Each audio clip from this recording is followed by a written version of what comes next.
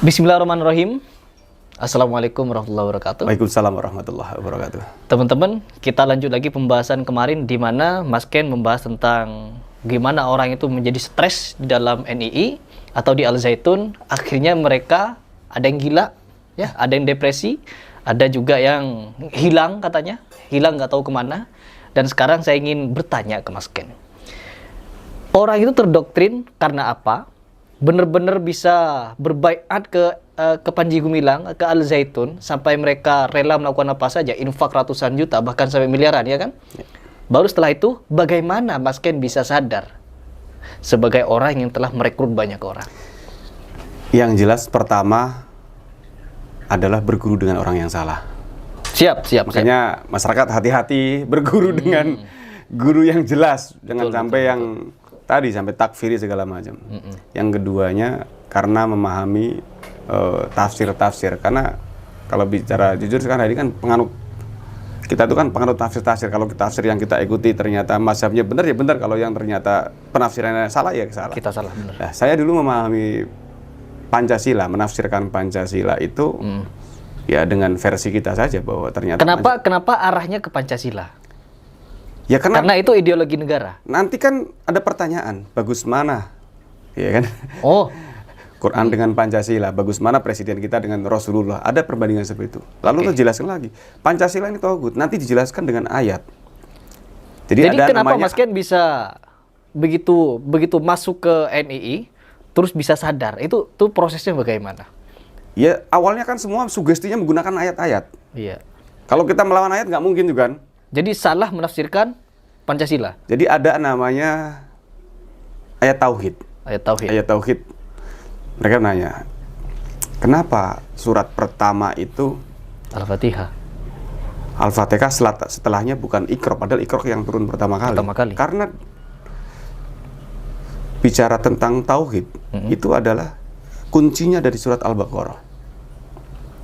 Nabi Musa mendapatkan wahyu akan disampaikan kepada umatnya supaya umatnya apa? Memotong sapi betina. Ya, oke. Jadi seorang belum didirikan sholat, zakat, puasa dan haji kalau sebelum memahami pintu gerbang masuk Islam, bertauhid. Umatnya bingung, wahai Nabi, sapi yang seperti apa yang harus kami potong? Jelaskan Nabi Musa, sapi yang warnanya kuning, tidak tua dan tidak muda, belum pernah membajak tanah dan sedap dipandang mata. Oh, jelaskan seperti apa lagi? Lah, dari doktrin ini yang dimaksud sapi betina, Pancasila warnanya kuning nggak? Tidak tua dan tidak muda, belum pernah membajak tanah, namanya juga patung. Dijadikan sumber dari segala suku yang undang-undang yang melawan hukum Allah. Yang dimaksud sapi betina adalah Pancasila. Jadi masuk negara Islam menolak, mengingkari dan meninggalkan Pancasila. Jadi kalau kamu masih percaya Pancasila sebagai sumber dari segala sumber hukum, padahal kita punya Quran, berarti syahadatmu nggak diterima sama Allah. Allahu Akbar. Kamu itu seperti apel, jeruk atau buah yang lain yang bersih. Bahkan masuk supermarket dibungkus aluminium foil. Siap. Kita tenteng, tiba-tiba jatuh ke tempat sampah. Apel yang berada di aluminium foil dibungkus yang bersih, karena berada di tempat sampah, nilainya apa itu sampah? Walaupun KTP Islam, rajin ibadah, berada di sebuah negara yang tadi sumber hukumnya bukan sumber hukum Islam, maka bukan umat Islam, tapi umat Pancasila. Allahu Akbar. Jadi didoktrin untuk membenci Pancasila. Ya, begitu. Membenci Pancasila. Dan Mas Ken benci Pancasila waktu itu? Pada saat itu kita sangat benci. Kalau ngelihat Pancasila di rumah apa di mana, ambil lempar injak-injak, ini tauhid ini. Padahal di sila pertama ketuhanan yang Maha Esa. Kita menganggap dulu masih konsep piagam Jakarta. Oh, piagam. Jadi kita ini harus menolak, mengingkari dan meninggalkan Pancasila. Karena kalau kita masih di sini, walaupun nggak diterima, ada ayatnya. Sholat mereka di sekitar Baitullah itu seperti siulan dan tepuk tangan. Nggak ada gunanya sholat kalian. Siulan dan tepuk tangan yang sifatnya seremonial. Nggak ada gunanya. Hanya event-event tertentu saja berarti sholat kalian. Dibenturkan dengan ayat. Ini kalau orang awam ya, bisa sangat mudah ini untuk Terus yang kedua, setelah beriman, apakah orang yang beriman masuk surga? Belum. Kamu akan diuji nanti. Allah tidak akan membiarkan kalian beriman sebelum kalian diuji dengan yang kita cintai. Selama di RI, hukumnya berapa? Jahiliyah 20 tahun usianya. Untuk membersihkan diri dari RI, nominalnya harus lebih ada sampo dan sabun. Ada yang 20 juta, ada yang 100 juta, ada yang 300 juta. Sampai 300 juta? Ada pengakuan dosa, ada pembersihan dosa. Uish. Lalu nanti di sana ada yang kedua hijrah. Jadi orang-orang ini berdosa karena ikut Pancasila, begitu? Ya. Di bawah sebuah undang-undang yang melawan hukum Allah. Kamu umat Pancasila. Umat Pancasila? Iya. Didoktrin kayak gitu? Iya. Dinyatakan kayak gitu? Iya. Allahu Akbar. Jadi sekarang kamu sudah menjadi bayi yang lahir kembali, yang suci kembali. Tapi kamu belum punya bekal untuk surga. Karena negara ini masih negara jahiliyah. Jadi langkah yang kedua, hijrah. Makanya Panji Gumilang sering menyatakan di media publiknya, yaitu membangun peradaban umat manusia. Begitu? Ya. Allahu Akbar. Jadi Luar biasa. orang yang beriman belum masuk surga karena negara kita ini masih jahiliyah. Harus apa? Hijrah. Dan mereka mencontoh hijrah Nabi memang. Diaplikasikan dalam dunia hari ini. Jadi ada Dari kisah Mekah, Madinah. Kisah yang membuat kita dulu sangat sangat kagum dengan yang disampaikan. Jadi ada umatnya Nabi di Mekah, ketika ada perintah hijrah, itu nggak mau hijrah ke Yasrib, atau sekarang dikenal kota Madinah. Ya. Wahai Nabi, rumahku di Mekah, bahasa Indonesia begini ya, rumahku di Mekah, keluarga di Mekah. Ya. Kalau saya ke Yasrib mau makan apa gitu kan? Nah, orang ini nggak mau hijrah. Terjadi peperangan, orang ini meninggal dan diabadikan dalam Al-Quran. Orang ini meninggal masuk neraka jahanam. Jadi ada dialog malaikat dengan orang ini. Ya. Malaikat bertanya, dalam keadaan bagaimana kamu meninggal? Kamu rajin ibadah, kamu masuk neraka jahanam gitu. Wahai malaikat, kami adalah orang-orang yang tertindas di negeri Mekah. Lalu malaikat bertanya kembali, kenapa tidak hijrah? Bumi Allah kan luas, sehingga kamu dapat berhijrah di bumi. Dan ditekankan di surat itu, orang-orang ini tempatnya neraka jahanam, dan jahanam seburuk-buruknya tempat kembali. Jadi kita ditakut-takuti dengan ayat. Yaudah, kita hijrah. Ternyata negara kita sama dengan kondisi Mekah pada saat itu. Fase Mekah atau fase jahiliyah. Ada pimpinan saya dulu yang sampai dibawa ke rumah sakit jiwa. Jadi baru baiat 1 bulan, baru hijrah 1 bulan, pulang ke kampung. Disampaikan kepada orang tuanya, Bapak Ibu harus ikut ke Jakarta. Kalau nggak ikut ke Jakarta, nanti kalau meninggal dalam kondisi tertindas, Indonesia jahiliyah, masuk neraka jahanam. Dibawa keluarga masuk rumah sakit jiwa. Aduh. Wah. Lalu setelah hijrah, nanti ada penanggalan kewarganegaraan. Saya nama Ken Setiawan Hari menanggalkan kewarganegaraan Republik Indonesia. Selanjutnya mohon diterima sebagai warga negara Islam Indonesia. Jadi ada penanggalan kewarganegaraan, ada penerimaan kewarganegaraan. Nanti ada baiat, ada 9 poin baiat yang intinya sama, bahwa kita harus taat kepada pimpinan. Pimpinannya? Yang pertama, saya menyatakan baiat ya? ini di hadapan dan dengan persaksian komandan tentara pemimpin negara yang bertanggung. Saya rela berkorban, bahkan saya jiwa raga saya siap untuk berkorban.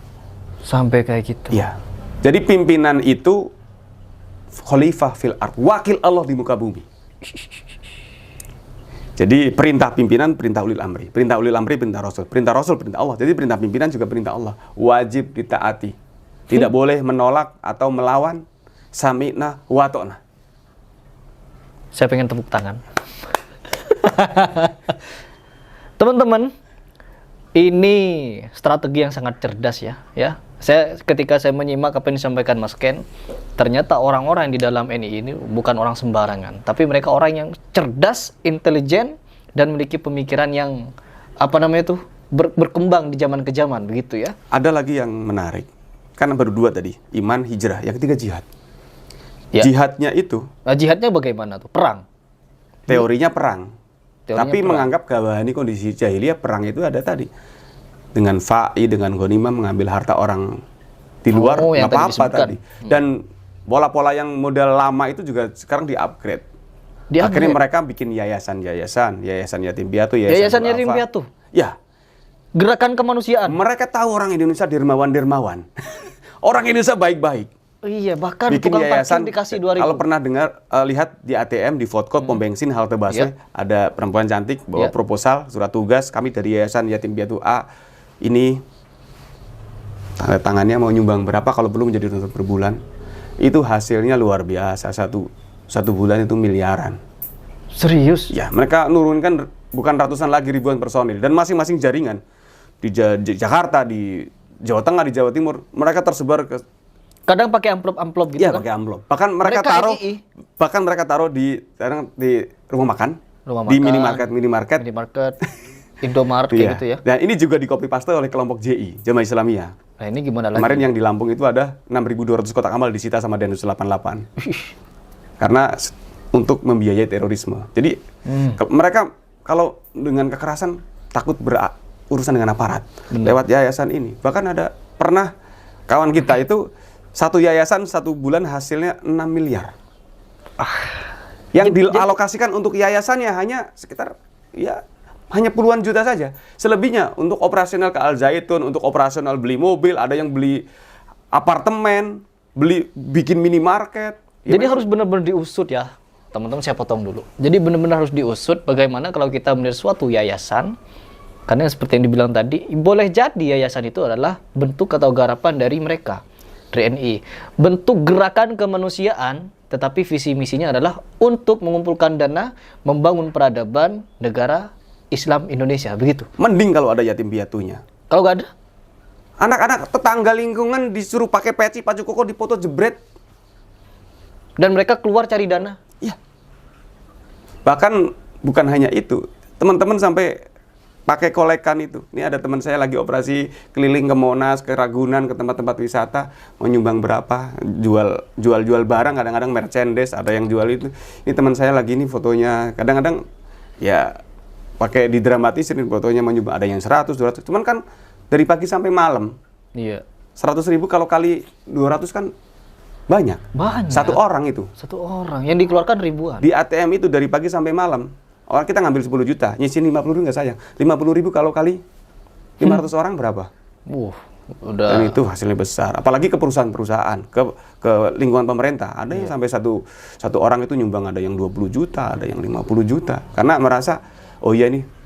Saya sampai teringat, saya potong. Jadi saya teringat teman-teman, di mana kemarin siapa namanya Panji Gumilang sempat mengucapkan ketika didatangi siapa namanya tuh Departemen Agama, dia ngomong kayak gini, kalau apa yang kita bangun ini, yang kita besarkan ini, itu tidak lain tidak bukan hanya dari usaha dengkul kita sendiri, uang kita sendiri, begitu.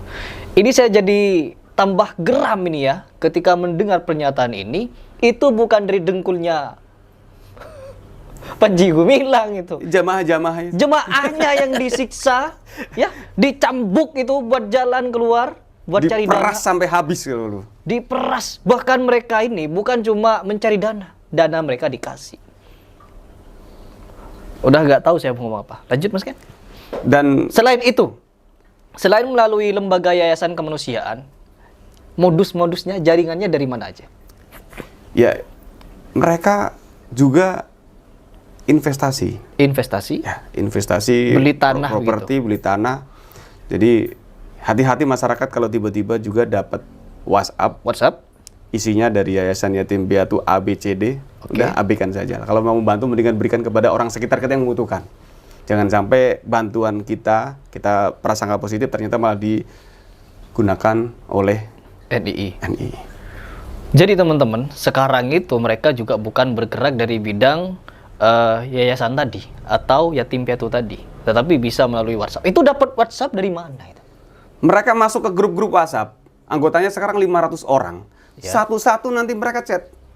Kami dari yayasan ini. Ya, dari sekian banyak pasti ada yang nyantol. Ya, karena mereka tahu orang Indonesia itu baik-baik. Ada lengkap company profilnya, foto-foto kegiatannya.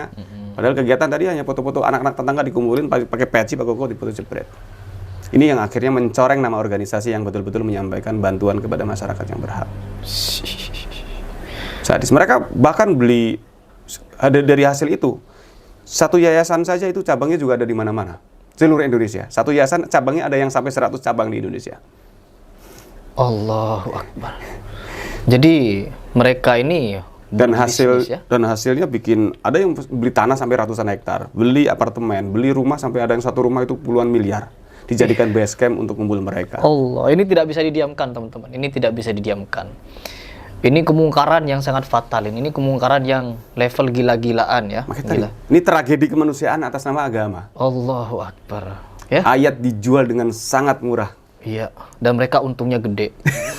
Ya.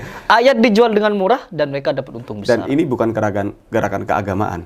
Ini makar, mendirikan negara dalam negara, ini gerakan politik, masyarakat juga harus tahu, karena kita tahu dalam dunia politik siapa yang punya masa besar pasti akan diperhitungkan juga oleh tokoh politik. Iya. Jadi jangan mau ditipu, kita harus cerdas, kita harus bijaksana. Terutama juga hari ini kita dalam bermedsos, karena kadang-kadang berita-berita itu juga kita harus sharing. Jangan sampai kita juga menjadi korban hoax atau menjadi pelaku karena turut menyebarkan informasi yang salah. Ya. Ancaman sekarang dalam genggaman. Dan mereka manfaatkan betul itu. Banyak teman-teman NII yang juga ahli IT. Ahli IT? Bobol kartu kredit itu udah langganan. Jadi kalau hati-hati kalau narik kalau transaksi di toko-toko online, toko online. Pakai kartu kredit kan otomatis di sana ada database-nya kan. Iya. Mereka nggak beli produk-produk memang bukan produk nyata. Jadi produk-produk online misalnya kayak beli bandwidth itu bisa sampai ratusan juta sampai miliaran mereka keruk dari data dan apa. Orang kafir nggak apa-apa kita ambil.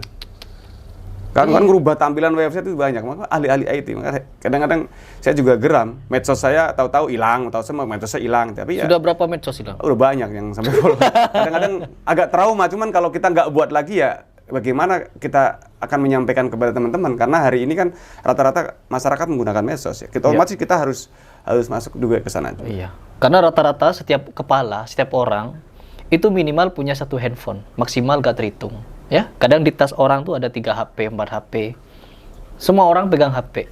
Jadi informasi kita bisa dapatkan dari HP, dan kita kalau tidak bergerak melalui internet atau media sosial, kita akan ketinggalan 100 tahun, begitu kan ya? Betul.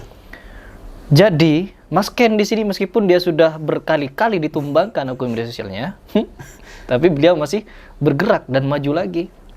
Dan di sini saya sangat senang sekali bertemu beliau, karena mendapatkan informasi yang sangat penting yang perlu kalian ketahui, bahwa Al Zaitun yang dipimpin oleh Panji Gumilang ini gerakannya bukan hanya keanehan, kenyelenehan, penyimpangan, penyesatan, tetapi lebih dari situ mereka menjual ayat Allah dengan harga yang murah, investasi di mana-mana, dan mendoktrin masyarakat dengan sangat mudah. Kita tadi baru kenapa masuk ya? Kenapa keluarnya belum kan? Oke, ini pertanyaannya sangat menarik. Tadi saya pertama memang nanya, kenapa Mas Ken bisa masuk, dan sekarang kenapa Mas Ken keluar? Ya masuk tadi karena berguru dengan orang yang salah, memahami Pancasila dengan cara yang salah. Memahami Pancasila dengan salah? Iya. Ya tadi Pancasila kita anggap tauhid berhala kan, penafsiran yang salah. Orang Pancasila di dalamnya tidak ada satu pun yang bertentangan dengan agama. Pancasila sama seperti Piagam Madinah. Jadi ketika keluar kita ketemu dengan orang banyak. Dulu kan kita nggak boleh bertanya kepada teman, keluarga. Kalau punya pusing, punya masalah ya tanya kepada pimpinan saja. Nah ketika keluar kita ketemu dengan banyak. Ternyata kita bukan siapa-siapa dan bukan apa-apa. Kita di dalam merasa besar karena di dalam sebuah rumah semuanya kelihatan warnanya sama. Ketika di luar kita jadi kayak seperti orang asing. Ternyata bukan siapa-siapa dan ketemu dengan tokoh, ketemu dengan kawan-kawan senior, bahkan ketemu dengan teman-teman yang sudah melakukan aksi terorisme. Kita disampaikan bahwa kamu telah memahami dengan pemahaman yang salah selama ini. Pancasila itu bukan Quran. Bahkan ketika saya keluar, itu saya bertemu dengan tokoh-tokoh yang lintas agama, yang Nasrani, yang Hindu, yang Buddha. Kita diajak ngopi. Ngopi itu ngolah pikir. Makanya orang Jawa bilang kita berpikiran sempit, ternyata ngopi ini kurang kental, kebetulan ini kurang atuh. Kita kurang wawasan karena kita tidak pernah berdialog, berdiskusi dengan teman-teman. Nah, ketika keluar, saya awalnya nggak terima dulu. Ketemu dengan teman-teman yang Kristen, Hindu, Buddha. Lah dia kan kafir, dia bilang. Mas Ken, selama ini kita cuma beda persepsi. Pancasila itu... Yang mempengaruhi Mas Ken keluar siapa? Kawan-kawan, dulu senior ada yang ngajak. Jadi ada yang insaf? Iya, ada yang insaf duluan, walaupun dulu awalnya ya kita menolak, cuman karena diberikan fakta-fakta, diketemukan dengan tadi yang anak stres, diajak kajian ke seminar, ke kampus. Ternyata begitu kita memberi kesaksian, yang lain, saya juga ikut Pak, saya kok banyak sekali. Gitu kan, ternyata baru kita sedikit berpikir keluar. Ternyata Pancasila sebenarnya keren sekali. Baru kita sadar Pancasila ternyata ide tokoh bangsa yang ternyata bisa menyatukan kita semua. Karena kita sekian banyak suku, agama, ras, kita bersatu. Di luar negeri yang di Arab ternyata hanya beberapa suku, ribut terus. Dan menurut kawan, kamu memahami sila pertama saja, kamu sudah menjadi orang yang damai. Maksudnya, Sila pertama itu ketuhanan yang Maha Esa. Betul. Tuhan itu satu, Tuhan semesta alam yang menciptakan manusia, iblis. Bedanya manusia dengan iblis. Iblis sombong. Jadi kalau manusia sombong itu berarti mewarisi sifat iblis dalam dirinya. Oh, gitu juga. Jadi Tuhannya manusia, Tuhannya iblis, Tuhannya malaikat sama. Lah, orang Islam, Kristen, Hindu, Buddha manusia bukan? Manusia. Berarti Tuhannya sama nggak? Sama. Orang bijaksana menyebutnya dengan banyak nama. Di Islam ada 99 Asmaul Husna ternyata. Saya disampaikan, oh ya juga ya. Di Kristen ada juga Tuhan Bapa, Tuhan Anak, Roh Kudus. Tapi ketika saya tanyakan, Tuhan Kristen berapa? 1, Allah. Pribadinya ada 3. Oh 3. Yang Hindu ternyata kita cakap, kan Tuhan sampai 3. Brahma, Siwa, Wisna. Mas Ken, Tuhan kami 1, Sang Hyang Widi, Tuhan semesta alam, Tuhan yang Maha Esa. Oh begitu. Kalau saya mau protes, Tuhan Mas Ken lebih banyak. Saya 3, Mas Ken 99. Oh gitu juga. Jadi ternyata orang bijaksana menyebutnya, karena tiap peradaban, tiap nabi dan rasul, itu kan jeda waktunya ratusan tahun. Otomatis bahasanya berbeda, ajaran yang disampaikan berbeda, dan tiap agama itu ada oknum yang memanipulasi kitab suci. Jadi yang radikal kalau di Indonesia kebetulan mayoritas agama Islam, kelihatan yang radikal agama Islam. Padahal dia oknum. Dia virus yang membuat fitnah seolah-olah Islam itu radikal. Padahal para utusan Tuhan, para Rasulullah yang sebelum Nabi Muhammad juga menyampaikan agama, tapi ada umatnya juga yang memanipulasi kitab suci, sehingga ya identik ketika yang mayoritas kelihatannya yang radikal, karena memang mayoritas ada oknumnya lebih banyak. Ternyata sila pertama dijelaskan, Mas Ken, yakin Mas Ken, kalau misalnya, ini misalnya, lahir di Bali misalnya, orang tua Hindu, lingkungan Hindu, Mas Ken yakin jadi Islam nggak? Mas Ken, perbedaan ini sudah kehendak Allah. Bahkan sebelum lahir saja, sebelum lahir, dalam kitabnya, bukunya Allah, itu kita sudah tertulis. Kita itu tinggal mau milih. Kita diberikan 2 jalan. Betul. Mau milih yang mana? Kalau dalam pewayangan, kita mau milih Pandawa atau Kurawa? Betul. Ada orang jahat sama, itu sudah kehendak Allah. Tinggal bagaimana kita mensikapinya. Oh, iya juga ya. Jadi, saya dijelaskan, ternyata yang disebut perbedaan itu memang sudah kehendak Allah. Jadi, kita nggak berhak melawan sunatullah. Ya sudah, kita jalani syariat yang kita yakini, dan kita bertoleransi dengan menghargai, bukan menyamakan, karena memang tiap agama syariatnya berbeda-beda. Kita nggak boleh ikut, apalagi yang tidak kita pahami. Jadi dengan menghargai sila pertama ketuhanan yang Maha Esa. Cuman ya di masing-masing agama ada oknum. Jadi bukan hanya Islam, di Nasrani, di Hindu ada terorisnya juga. Coba kita lihat ke India, yang mayoritas agama Hindu. Yang radikal siapa? Oknum yang beragama Hindu. Begitu juga di Indonesia yang jadi teroris, oknum yang beragama Islam. Oh ternyata asik. Jadi kalau Mas Ken sudah paham sila pertama, bonusnya sila kedua, Mas. Kemanusiaan. Mas Ken bisa memanusiakan manusia. Ternyata yang terjadi hari ini tidak yang kebetulan. Semua sudah dirancang sama Allah. Kemanusiaan yang adil. Adil terhadap diri dan adil terhadap orang lain. Dan beradab, punya akhlak. Rasulullah turun ke Mekah bumi untuk apa, Mas Ken? Untuk menyempurnakan akhlak. Jadi kalau kita merasa sebagai umat Rasulullah, mari kita berdakwah dengan akhlak. Jadi ini sudah mengikuti Pancasila ini? Iya. Kalau sudah dapat bonus sila kedua, naik level, bonus sila ketiga, persatuan Indonesia. Kita bersatu, walaupun latar belakang agama apapun, suku apapun, kita Indonesia. Kita ada Pancasila yang mempersatukan kita semua. Mari kita fastabiqul khairat, berlomba-lomba dalam kebaikan. Lalu kita sudah 3 dapat, keempat ada musyawarah, karena ada masalah. Permusyawaratan. Mufakat. Betul. Mari kita Indonesia punya gotong royong, punya kearifan lokal. Ini aset yang tidak dimiliki negara lain. Betul. Karena memang yang menciptakan Pancasila para ulama. Dan kalau sudah sila 4 tercapai, maka bonus terakhir keadilan sosial bagi seluruh rakyat Indonesia. Luar biasa. Jadi saya yakin kalau masyarakat Indonesianya semua sudah memahami Pancasila, mengaplikasi Pancasila, baik masyarakatnya, aparatnya, pejabat, saya yakin Indonesia aman dan damai. Masalahnya adalah banyak yang OTG seperti COVID. Ada yang terpapar intoleran, radikal, tapi dia tidak menyadari. Seperti COVID. Dia sudah radikal, sudah menyatakan, "Wah, yang benar di dunia saya, yang masuk surga saya." Bahkan kita menjadi panitia seleksi masuk surga. Yang semua salah lah. Itu ada yang OTG tapi tidak menyadari. Lah, itu tanggung jawab negara. Kita kan sebagai masyarakat hanya bisa mendukung dan mendoakan. Kita kan jihad yang paling lemah kan dengan hati. Para ulama dengan lisan, aparat dengan tangan untuk mengatasi kemungkaran. Jadi saya yakin lah ini tugas bersama kita untuk mengkampanyekan Pancasila. Pancasila memang bukan wahyu ilahi. Betul. Tapi di dalamnya tidak ada yang bertentangan dengan agama. Bahkan tadi urut, kalau sudah kita laksanakan sila pertama, bonus sila kedua, ketiga. Kalau kita nggak paham sila pertama, ya pasti akan menyalahkan orang lain. Nggak pernah memanusiakan orang lain. Pokoknya semua salah, pemerintah salah, semuanya salah. Contohnya seperti? Panji Gumilang. Dan uniknya Panji Gumilang itu antara ideologi dan realitas politik berbeda. Ideologinya anti pemerintah, anti Bung Karno. Tapi dia punya mazhab Bung Karno ini kan unik. Tapi dia punya mazhab Bung Karno ini kan unik.